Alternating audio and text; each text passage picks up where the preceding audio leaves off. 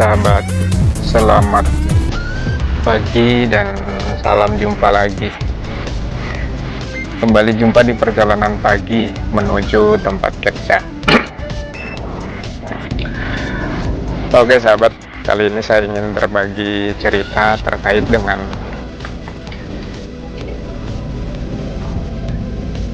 pengalaman mengikuti sertifikasi basic remote pilot drone.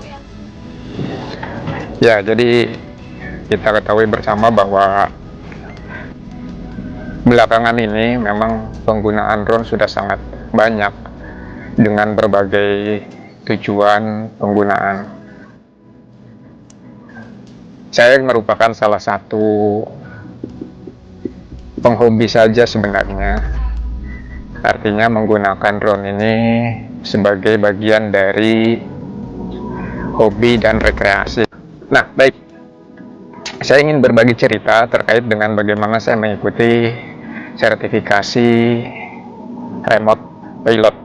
Jadi istilah untuk pilot drone itu secara formal itu sebutnya remote pilot gitu.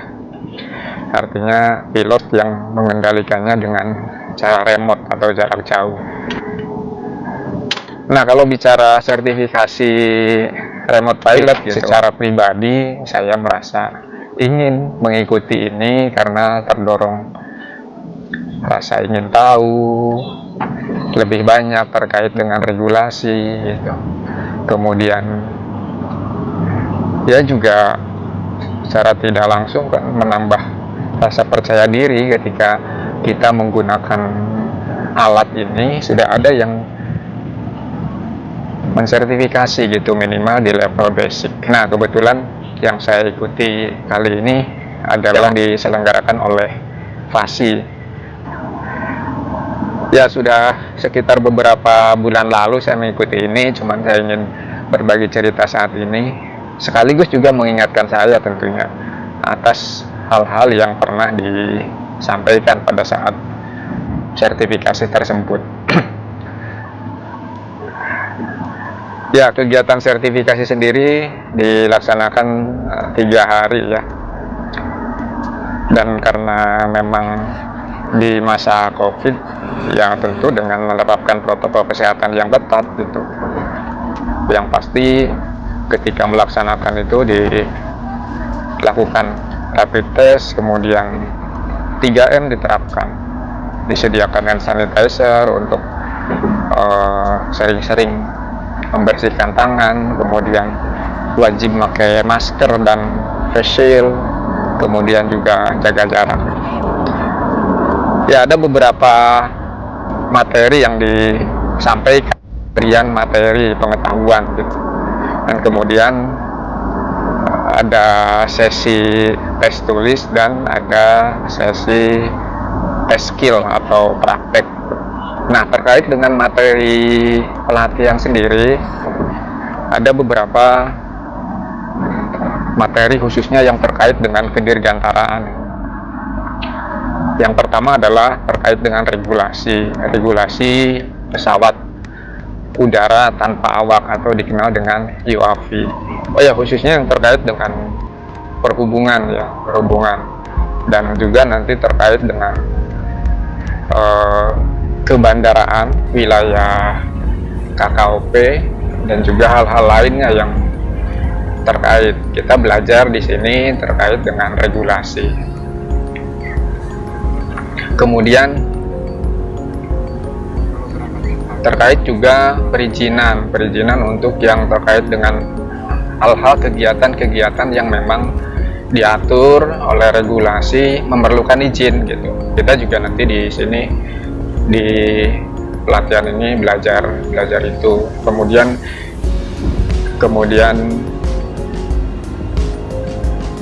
juga diberikan materi yang terkait dengan teknis pesawat gitu. Tidak hanya drone sebenarnya, tapi teknik-teknik dirgantara pesawat, bagaimana pesawat itu bisa terbang, bagaimana bagian-bagian dari pesawat itu seperti apa, seperti sayap misalnya, bagaimana bentuk-bentuk dari pesawat, dari sayap pesawat, kemudian adanya winglet, itu juga diberikan pengetahuan itu. Jadi sangat bermanfaat bagi saya. Kalau misalnya kita selama ini melihat pernah atau sering naik pesawat komersil, dengan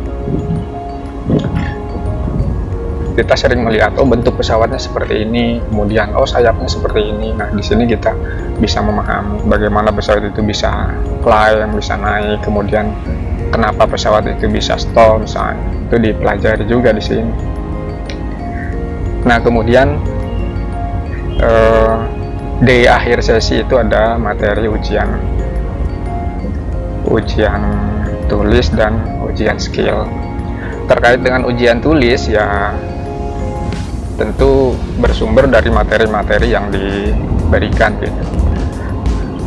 Dan standar ujian tulisnya berbahasa Inggris ya. Nah, kemudian terkait dengan ujian skill itu adalah ujian keterampilan penggunaan drone. Nah, di ujian skill ini sebenarnya tidak hanya bagaimana bisa menggunakan drone, tapi juga termasuk bagaimana kita atau seorang pilot drone itu mempersiapkan diri. Jadi mulai dari bagaimana kita persiapan sebelum berangkat ke lokasi di mana kita akan menerbangkan drone. Kemudian yang kedua, bagaimana persiapan dan prosedur kita saat akan menerbangkan drone ketika sudah di lokasi. Kemudian baru yang ketiga adalah bagaimana menerbangkan drone itu sendiri. Nah, salah satu yang diuji dalam ketika menerbangkan drone itu adalah ya tentu yang pertama adalah bagaimana drone itu kita diuji untuk drone itu bisa mulai dari start ya, mulai dari start, kemudian take off, kemudian hover, kemudian manuver. Nah, salah satu manuver yang diuji adalah bagaimana kita mampu membuat figure 8 atau membuat manuver gerakan drone itu membentuk angka 8 gitu. Nah, kira-kira seperti itu sih kira-kira apa yang diujikan. Saya kira kalau yang sudah pengalaman atau sudah sering bermain menerbangkan drone, tentu ini bisa dilakukan. Nah, ada hal menarik yang sebenarnya ini selalu menjadi pengingat saya, tidak hanya untuk keperluan ketika menggunakan drone, tapi saya pikir juga ini menjadi pelajaran untuk hal-hal lain. Kenapa demikian? Jadi begini, iya, salah satu yang kalau menurut saya kenapa pesawat itu memiliki tingkat keamanan yang tinggi, karena memang ada prosedur tetap ketika pesawat itu terbang. Nah, inilah salah satu materi yang diberikan di dalam kegiatan sertifikasi. Ada yang namanya materi ADM, Aeronautical Decision Making. Artinya ada prosedur pengambilan keputusan yang perlu dilakukan sebelum kita take off. Kenapa ini penting? Penting karena untuk memastikan bahwa pada saat take off itu seluruhnya dalam kondisi siap. Ada 3 hal yang perlu diperhatikan yang saya coba tangkap ini, mudah-mudahan saya tidak salah memahami. Kan yang pertama adalah terkait dengan kesiapan dari orang atau kesiapan dari pilot,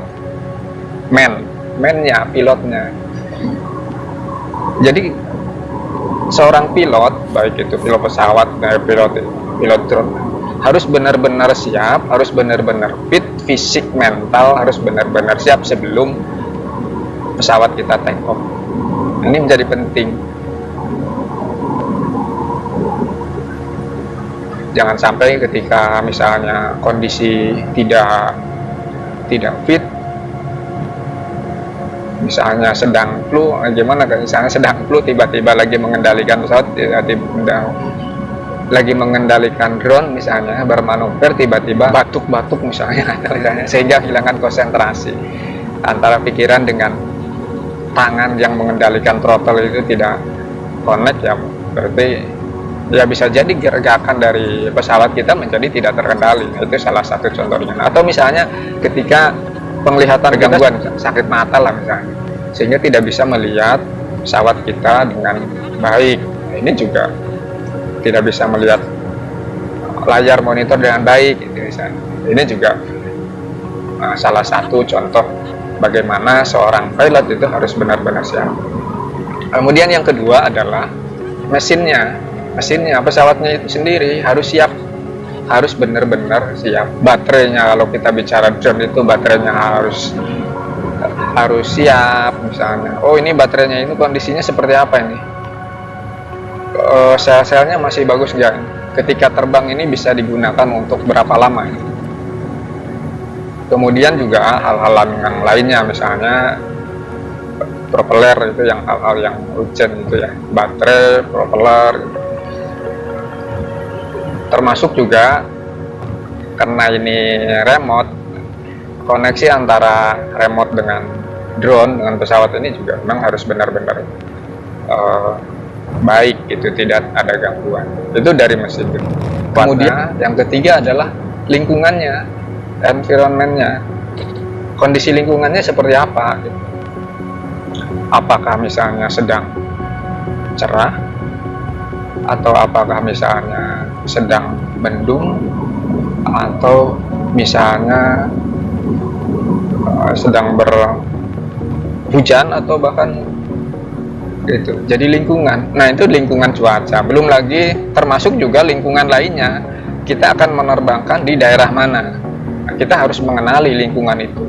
Apakah sedang berada di daerah yang dekat dengan bandara misalnya, apakah masuk ke dalam wilayah KKOP, atau apakah masuk ke daerah no flight zone, atau misalnya ada ya no flight zone termasuk juga sarana-sarana vital pemerintah misalnya. Nah, ini adalah aspek lingkungan yang perlu diperhatikan. Nah, akumulasi dari ketiga aspek ini yang kemudian menghasilkan decision making, kemudian menghasilkan keputusan apakah kita akan take off atau tidak. Jadi dari ketiga aspek itu harus semuanya clear, ya. Kalau misalnya pesawatnya clear, pilotnya clear, siap, tiba-tiba cuacanya misalnya sudah mulai gerimis-gerimis, ya berarti tidak memaksakan diri untuk terbang. Atau misalnya yang dari mesinnya, dari pesawatnya, ini baterainya udah, kalau istilah di kita pengguna drone kan sering mengenal baterainya kembung. Oh, sudah baterainya kembung, ini berarti kan tidak normal, yang mungkin akan berefek pada masa powernya itu sendiri, yang seharusnya ketika baterai normal misalnya bisa terbang 10 menit, bisa jadi karena kondisi tidak ini tiba-tiba kehilangan power sehingga bisa stall. Nah, tiga hal ini yang penting. Nah, kemudian setiap pilot juga diwanti-wanti, diingatkan untuk tidak melakukan atau mengambil keputusan yang bodoh atau keputusan yang berbahaya. Ada beberapa kriteria yang termasuk kategori keputusan berbahaya. Yang pertama ada istilah macho. Macho itu artinya merasa diri hebat. Macho kan gagah, merasa diri hebat. Semua bisa saya lakukan, I can, semua bisa. Sehingga meskipun ada kondisi lain yang tidak memungkinkan, ketika kita menganalisa tiga aspek tadi, karena merasa macho, tetap misalnya memaksakan diri untuk terbang. Kemudian yang kedua adalah anti authority. Ini attitude yang berbahaya juga. Tak peduli dengan tak peduli dengan rule. Jadi meskipun misalnya setiap mau terbang itu ada prosedur persiapan gitu, karena merasa udah terbiasa tidak mau diingatkan lagi terkait hal itu. Kemudian ketiga, impulsif. Impulsif itu keinginan untuk selalu cepat, pokoknya biar cepat. Ngapain periksa-periksa baterai misalnya, udah cepet-cepet aja, ini keburu hujan nanti cepet-cepet. Misalnya impulsif, jadi tidak memperhatikan aspek-aspek lain, tidak melakukan prosedur, yang penting cepat. Kemudian yang keempat itu invulnerability, artinya apa kalau mungkin saya bilang over pede ya, over confidence ya, tidak akan terjadi kepada saya, ini pasti saya bisa mengatasinya. Ini berbahaya, attitude atau sikap yang berbahaya.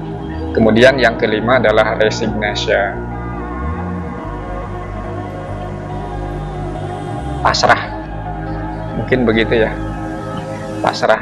Udah, nanti kalau misalnya tiba-tiba hujan ya gimana lagi. Padahal sebelum itu terjadi masih ada keputusan lain untuk bisa menghindari gitu. Jadi yang kelima itu adalah sifat pasrah, yang pentingnya maju dulu, kalaupun nanti ada apa-apa ya gimana nanti. Ya ini nah, kenapa ini tadi saya sampaikan ini tidak hanya untuk kita bicara drone, kita bicara pilot pesawat, karena memang di setiap pengambilan keputusan saya kira ini sama gitu, di setiap pekerjaan lain. Itu misalnya anggap saja kita akan jalan-jalan dengan sepeda, ya tentu ketika 5 poin ini juga bisa diterapkan kalau kita memang ingin benar-benar kegiatan kita itu safety. Sepeda kan sederhana misalnya, ya apakah remnya normal misalnya, ya kalau kita tidak peduli misalnya dengan tetap memaksakan dengan sikap yang berbahaya ini, maka bisa jadi kegiatan yang selayaknya, sedianya kita rencanakan gembira, fun gitu ya, bisa jadi malah berakibat tidak hanya berakibat kecewa, berakibat sebaliknya gitu, atau bahkan mungkin berbahaya gitu, terjadi kecelakaan. Ya itu sahabat, pengalaman saya mengikuti sertifikasi basic remote pilot di FASI ya,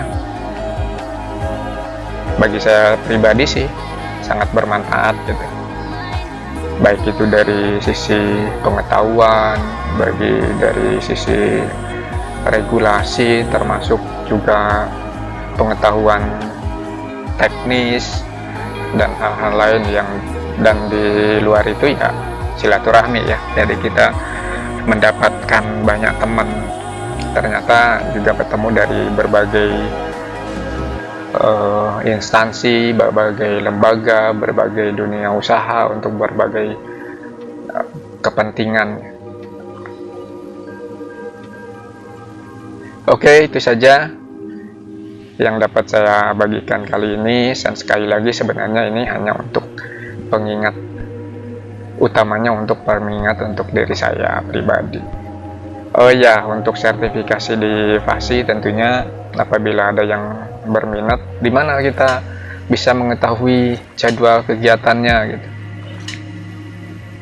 Ya tentu kita bisa mencari informasi lewat klub kita ya, karena kita ketahui bahwa penggunaan drone itu kan community base itu, kita harus tergabung di dalam komunitas. Nah, komunitas-komunitas itulah kemudian yang menjadi sarana dengan organisasi-organisasi yang lebih luas seperti FASI, seperti FASI, APDI, dan lain sebagainya, sehingga bisa mendapatkan informasi kapan adanya kegiatan sertifikasi atau kegiatan lainnya.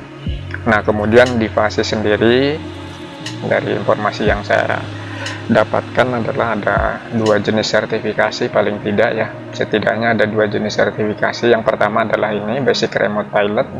Kemudian yang kedua adalah Remote Pilot License. Ya, lisensi remote pilot. Dan tentu kembali lagi ke kebutuhan kita gitu. Karena mungkin ada pekerjaan-pekerjaan tertentu, ada kegiatan-kegiatan tertentu, survei, pemetaan, dan lain sebagainya, misalnya yang membutuhkan pengakuan sertifikasi, baik sertifikasi basic remote maupun lisensi dari pilotnya itu sendiri. Oke, terima kasih. Salam satu langit. Sampai jumpa di